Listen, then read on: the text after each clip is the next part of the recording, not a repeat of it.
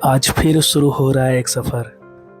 3 अक्षर का ये नाम सफ़र काफ़ी कुछ सिखा जाता है ज़िंदगी में। जब आप सफ़र स्टार्ट करते हो किसी जगह के लिए, किसी डेस्टिनेशन के लिए, वैसे ही आज का कुछ ऐसा दिन खास था। कुछ ऐसे ही विशेष काम के लिए मुझे ये सफ़र स्टार्ट करना था और साथ ही आप लोगों के लिए एक नया और प्यारा सा वीडियो जो शायद कुछ ना कुछ आपको सिखा जाए या कुछ अच्छी चीज़ें बता जाए, कुछ अच्छा कुछ दिखा जाए। तो सबसे पहले ऑटो लेकर के अपने यात्रा की गतिविधि को प्रारंभ करता हूँ।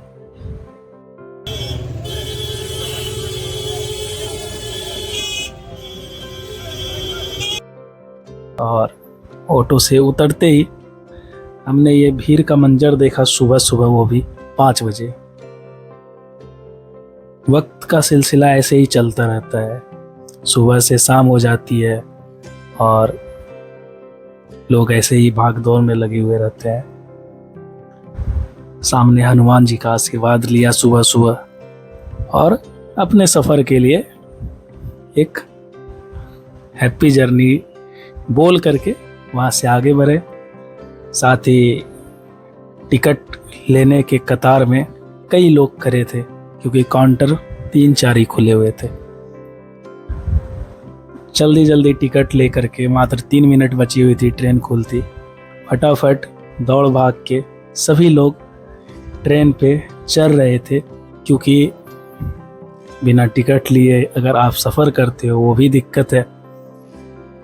इसी बीच ट्रेन चलती है और अपनी गति को प्राप्त करती है। सुबह की लालिमा के साथ, सुबह की ताजगी के साथ, ऊर्जा के साथ हमने खेत खलिहान और सुनहरे जगह को देखते हुए, फसल कट चुकी है, रबी फसल, और ठंडी ठंडी हवा का आनंद लेते हुए हम लोग इस भीड़ के साथ अपना सफ़र स्टार्ट करते हैं ट्रेन का। ट्रेन पटरियों के ऊपर काफ़ी तेज़ चल रही है, लेकिन अंदर भीड़ इतनी ज़्यादा है कि इतनी तेज़ होने के बाद भी हल्का फल्का हवा का ठंडकपन महसूस हो रहा है। इसी बीच एक के बाद एक स्टेशन आता जा रहा है, ट्रेन रुक रही है, पर यात्री उतने नहीं उतर रहे जितने चढ़ रहे हैं और इसी क्रम में भीड़ बढ़ती ही जा रही है। और बिहार में ये सिलसिला चलता ही रहता है। लगभग हर दिन हर ट्रेन में जितनी सीटें होती है उससे कहीं ज़्यादा भीड़ होती है। लोग खड़े होते हैं, एक दूसरे पे चढ़े होते हैं, एक सीट में 3 लोग बैठे होते हैं। ऐसा ही कुछ सफ़र सुबह से लेके रात तक ऐसे ही चलता है, जैसा कि अभी आप देख पा रहे होंगे। और उसी बीच ये चीलो फोरो, चॉकलेट्स, नट्स, खीरे, ठंडा पानी का बोतल, ऐसे कई आवाज़ आपको सुनाई देंगे जो आपको छोटे बच्चे से लेकर के बड़े भैया तक बेचते नज़र आते हैं ट्रेन में, और इसी से वो अपनी ज़िंदगी का गुजर बसर करते हैं। और कितने भी भीड़ हो जाए, कितना ही ट्रेन में आप पैर रखने की जगह ना हो, लेकिन ये लोग अपना कैसे भी अपना ज़िंदगी चलाने के लिए ये सारी चीज़ों को बेचते हैं और अपना दिन भर का सफ़र ऐसे ही तय करते हैं। गर्मी की उमस बहुत बढ़ रही थी जैसे जैसे दिन चल रहा था, और साथ ही यात्रियों का उतरना और चढ़ना ये क्रम भी लगा हुआ था, क्योंकि ये ट्रेन का सफ़र ही एक ऐसा सफ़र होता है जहाँ पे आप कई लोगों से हर दिन मिलते हो, कई नए चीज़ों से आपका एक्सपीरियंस होता है, बात होता है, सब कुछ होता है। और उसी बीच में आप जिनसे अच्छे से घुलते मिलते हो, कुछ ही समय के बाद वो अपने जगह और आप अपने जगह चले जाते हो। इसी बीच ट्रेन ने लगभग पूरा रास्ता जहाँ तक जाना था ट्रेन को लगभग तय कर चुकी थी और ट्रेन पहुँच चुकी थी राज्य की राजधानी पटना, जहाँ पे लगभग ट्रेन खाली हो चुकी थी। जितनी भी यात्रियां बैठे हुए थे ट्रेन के अंदर, मुझे लगता है 80 से 85% सभी को पटना ही आना था। और साथ में भैया की रेडी आपको जो दिख रहा है, ये लोग भी गर्मी में काफ़ी अच्छा काम करते हैं, फ्रूट का दुकान लगा करके। और ट्रेन के अंदर अब जो है पूरा खालीपन सा फैल गया है और हवा भी अच्छे से प्रवेश हो रही है। पटना स्टेशन का ये मंजर देख करके काफ़ी अचंभा होता हूँ कि हर दिन लाखों लोग ऐसे ही सफ़र करते हैं और कहाँ से कहाँ जाते हैं, कहाँ से कहाँ क्या करते हैं, क्या सीखते हैं। और ज़िंदगी ऐसे ही एक क्रम से दूसरे क्रम के बीच चलती रहती है। और इसी बीच मुझे अपनी भूख का आभास होता है, तो मैं भी धीरे धीरे अपना जो है कुछ ना कुछ हेल्दी चीज़ें जैसे स्प्राउट्स और अनानास, ये सब जो है गर्मी के इस प्रकोप में खुद को बचाने के लिए खाता हूँ और भूख को भी थोड़ा शांत करता हूँ। और साथ ही अपने गंतव्य स्थान और ट्रेन के गंतव्य स्थान दानापुर स्टेशन पहुँच जाता हूँ, जहाँ पे इससे आगे ट्रेन जाती नहीं और सारे यात्रियों को, जो बच्चे खुचे थे, सबको यहाँ पे उतरना था। और दानापुर में भी अच्छी खासी भीड़ ट्रेन से उतरी। स्टेशन से बाहर जैसे ही निकला, ऑटो वाले कई सारे लगे हुए थे जो दानापुर के आसपास के जगह के लिए चिल्ला रहे थे, जहां उनको यात्रियों को ले जाना था। मैं भी एक ऑटो को बड़े तहजीब से रोका और एम्स के लिए पूछा, जहां वो भैया जा रहे थे और मुझे भी जाना था। ऑटो में बैठ के फिर से अपना सफ़र जारी होता है, मतलब फिर से वो कंटिन्यू होता है जो ट्रेन से उतर करके पथमार्ग के द्वारा मैं ऑटो तक पहुंचा था। सारी चीज़ों को अनुभव करते हुए ऐसे ही निकल पड़ा हूँ और सारी चीज़ों को देखते हुए काफ़ी अच्छा लगता है। जब भी मैं अपना सफ़र स्टार्ट करता हूँ तो बहुत कुछ देखता हूँ, बहुत कुछ सीखता भी हूँ। और इसी क्रम में अपना नेक्स्ट डेस्टिनेशन जो है एम्स, अखिल भारतीय आयुर्विज्ञान संस्थान, आ चुका था। और एम्स के चारों तरफ जो है लोग कुछ ना कुछ बेच रहे थे नाश्ता को लेकर के। और अगर आप एम्स आए हो या फिर कभी नहीं आए हो, जो आए हो उन्हें तो पता होगा, जो लोग नहीं आए हो उन्हें मैं बता देना चाहता हूँ। एक तो एम्स दानापुर में है, तो बेहतर होगा अगर आप दानापुर आ जाते हो तो ट्रेन से, जिन्हें भी अच्छा इलाज करवाना है। और मैं भी पहली बार एम्स के अंदर इंटर कर रहा था, सारी चीज़ों को देखने, समझने और एक्सपीरियंस करने के लिए। एम्स का कैंपस बहुत ही बड़ा और साथ में कई सारे सिक्योरिटी गार्ड वहाँ पे थे। काफ़ी लोगों की भीड़, काफ़ी लोगों की, हज़ारों की तादाद में पेशेंट का इलाज होता है हर दिन। अटल बिहारी वाजपेयी के द्वारा बनाए गए 6 एम्स में से 6 नंबर वाला यानी कि छठा एम्स बिहार का पटना एम्स था, जो कि काफ़ी अच्छे से कार्यरत है। लगभग 862 करोड़ की राशि से इसे तैयार किया गया था और काफ़ी अच्छी फैसिलिटी एम्स के अंदर आपको देखने को मिलेगी। साथ ही ये जो आप स्क्रीन पे अभी वीडियो में बोर्ड देख रहे हो, ये जो सारे रूम नंबर्स हैं, डिपार्टमेंट्स हैं, वहाँ जाने के लिए लिफ्ट है और सीढ़ी है। किस फ्लोर पे कौन सा डिपार्टमेंट है वो लिखा हुआ है। और ये जो कतार आप देख रहे हो, यहाँ से आपको करवाना पड़ता है अपना रजिस्ट्रेशन, बुकिंग। उसके बाद इस कतार से आपको लगाना पड़ता है नंबर, जहाँ आप जिस डिपार्टमेंट में दिखाना चाहते हो। और ये सारे जगह जो देख रहे हो, ये सारे रेस्ट जगह हैं जहाँ पे आप बैठ सकते हो, आराम कर सकते हो, आराम फरमा सकते हो। तो काफ़ी बेहतर व्यवस्था की गई है एम्स के अंदर। हर चीज़ों की अगर आपको नॉलेज हर चीज़ की अच्छे से रहेगी प्रॉपर, तो आप कहीं भी किसी भी तरह से फंसोगे नहीं, चिंतित नहीं होगे। बाहर निकलते ही आपको लेफ्ट साइड में दिख जाएगा मेडिकल, और आगे ही निकलोगे, मतलब जब एम्स के गेट के पास जाओगे तो ये कुछ डिपार्टमेंट और हैं जो आगे की तरफ जाते हैं। आगे की तरफ जाओगे तो ये सारे डिपार्टमेंट मिलेंगे, और साथ ही ये इतना बड़ा रोड जहाँ पे पार्किंग भी लगी हुई है और लोगों का आना जाना ये दिन भर सुबह से लेके शाम तक लगा हुआ रहता है। सारी चीज़ों का काम एम्स से ख़त्म करने के बाद पटना जंक्शन के लिए बस लेता हूँ।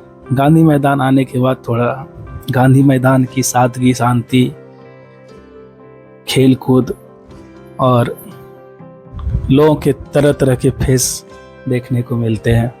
साथ ही ये बाबा जो आपको दिख रहे हैं गांधी मैदान में, 21 रुपये में आपका हाथ देखेंगे, यहाँ पे आप अपने करियर को लेकर के, अपने शादी को लेकर के, प्रेमिकाओं को लेकर के कुछ भी आप पूछ सकते हो, जान सकते हो अपने हाथ की रेखाओं पे। और बाहर में ही आपको ये सारे दुकान दिख जाएंगे जो आपकी भूख प्यास और सारी चीज़ों को ख़त्म करने के लिए उपलब्ध है। अब मुझे भी भूख लगने लगी थी क्योंकि सुबह से मैं थोड़ा बहुत ही कुछ खाया था। तो खेतान मार्केट से होता हुआ मैं भी अपने उबलते हुए भूख और गर्मी के प्रकोप से एक अच्छा जगह ढूंढ रहा था जहां कंठ तक खा सकूं और अपने पेट की पीड़ा को शांत कर सकूं। खेतान मार्केट में काफ़ी चहलकदमी थी, भीड़ थी, और उसी भीड़ में एक टोटो लेकर के लोगों से बचते बचाते टोटो वाले ड्राइवर हमें अपने नेक्स्ट डेस्टिनेशन की तरफ ले करके जा रहे थे। पहली बार मैं खेतान मार्केट के अंदर घुसा था और मुझे ये पता चला कि पहले के कंपैरिजन में या पिछले दिनों के कंपैरिजन में आज थोड़ा कम भीड़ है। तो मुझे ये सुन के थोड़ा अचंभा हुआ कि अगर ये भीड़ बहुत कम है तो असली भीड़ कैसा होगा। साथ ही मुझे एक दुकान दिख गया जहाँ पे कुछ बैचलर स्टाइल के कपड़े मीडियम बजट में मिल रहे थे। बैचलर इसलिए क्योंकि बैचलरों की जगह में ये दुकान थी, तो मैंने भी कुछ एक कपड़े ले लिए जो मुझे अच्छा लगा और प्राइस बहुत ही रीजनेबल थी। साथ ही बगल में, जैसा कि आपको पता ही है कि पटना का जो टेम्स नदी है, उसके बगल में मुझे ये स्टॉल दिखा खाने का, जहाँ पे 20 रुपये में आलू का पराठा मिल रहा था, 2 पराठे, सब्जी, अचार और मिर्च। मैं वहीं पे बैठ गया क्योंकि भूख बहुत लगी हुई थी और आलू का पराठा देख करके मन ललायित हो गया। खाया और वहाँ से थोड़ी दूर आगे बढ़ने के बाद अपने नेक्स्ट पॉइंट यानी कि बाजार समिति के एरिया में एक काफ़ी प्यारा ये दुकान है बिरयानी का, जो कि काफ़ी अच्छा बिरयानी बहुत ही रीजनेबल प्राइस पे। अब रीजनेबल प्राइस का ये मतलब नहीं कि 50 रुपया, 90 रुपये की प्लेट आती है और काफ़ी अच्छा टेस्ट, स्टूडेंट के हिसाब से काफ़ी अच्छे जगह पे ये दुकान है। आप बिल्कुल जब भी अगर उधर का मौका लगे तो ट्राई कर सकते हो। बहुत ही टेस्ट अच्छा लगता है, बहुत ही मतलब आपका पेट भर जाएगा, और एक अच्छा आपको टेस्ट अगर लेना हो तो आप बिल्कुल यहाँ जा सकते हो। मैं खा करके लगभग कंठ तक खा चुका था, तो इसे मुझे एडजस्ट करना था, इसके लिए मैं निकल पड़ा NIT गंगा घाट की तरफ। शाम का समय हो चला था, ठंडी ठंडी हवाएं चल रही थी और आज थोड़ा भीड़ बहुत कम सा लगा मुझे पहले दिनों की अपेक्षा। आज थोड़ा बहुत भीड़ कम था। शाम के इस सफ़र को और मधुर और मीठा करने के लिए मैं बढ़ा गंगा घाट की तरफ। चारों तरफ खुशहाली फैली थी शाम की, संध्या की, और रोड के बगल में ये छोटे छोटे स्टॉल्स लगे हुए थे जो कुछ ना कुछ बेच रहे थे और लोगों का आना जाना, मतलब लड़के और लड़कियों का, क्योंकि वो एक विद्यार्थियों का हब है, तो लोगों का आना जाना लगा हुआ था। कुछ लोग घाट से लौट रहे थे। कभी ना अनुभव करने वाली चीज़ों को मैं भी अनुभव करने के लिए निकला था। NIT गंगा घाट पटना मैं भी कभी नहीं गया था, तो सोचा इसी बहाने मैं घूम भी लूँगा और आप लोगों को दिखा भी दूंगा, जो लोग नहीं गए हो, नहीं देखे हो, जानते हो, तो हमारे वीडियो के माध्यम से देख भी लोगे और मुझे एक नया एहसास, एक नया एक्सपीरियंस मिल जाएगा। तो बढ़ते कदमों के साथ NIT घाट आ चुका था। काफ़ी शांति थी आज घाट पे, जैसा कि मैं पहले ही बोल चुका।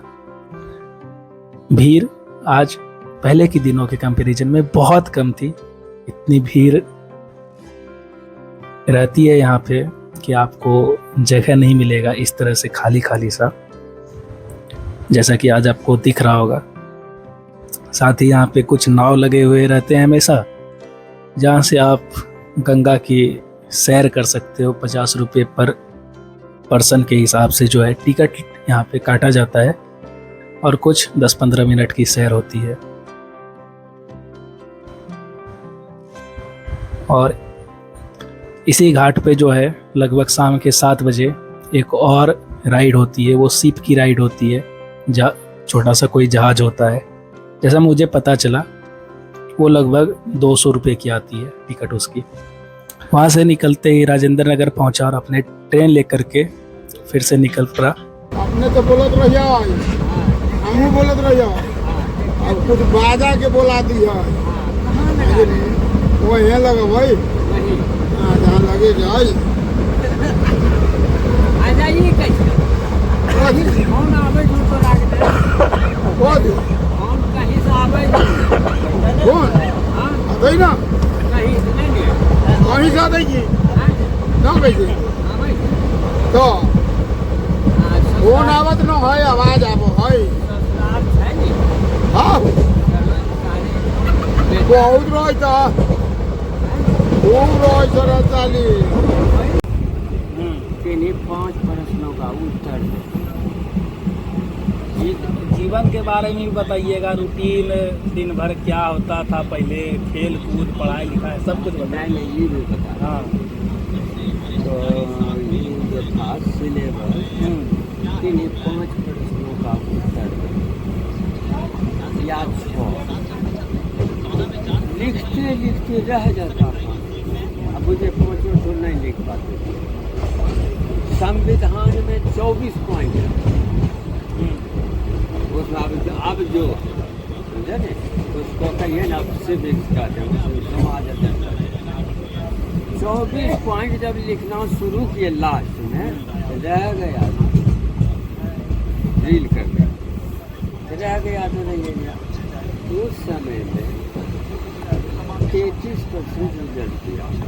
अब की कितना दिया है? 93 कुछ मैट्रिक का। उस समय में 33% रिजल्ट दिया। हम भी फेल किया,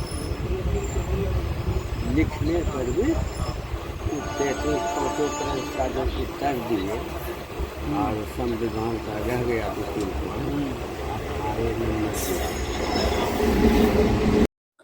सफ़र कुछ ऐसे ही कट गया, बूढ़े बुजुर्ग लोगों से बात करते हुए, और साथ ही हम फिर से अपने शहर आ गए भागलपुर।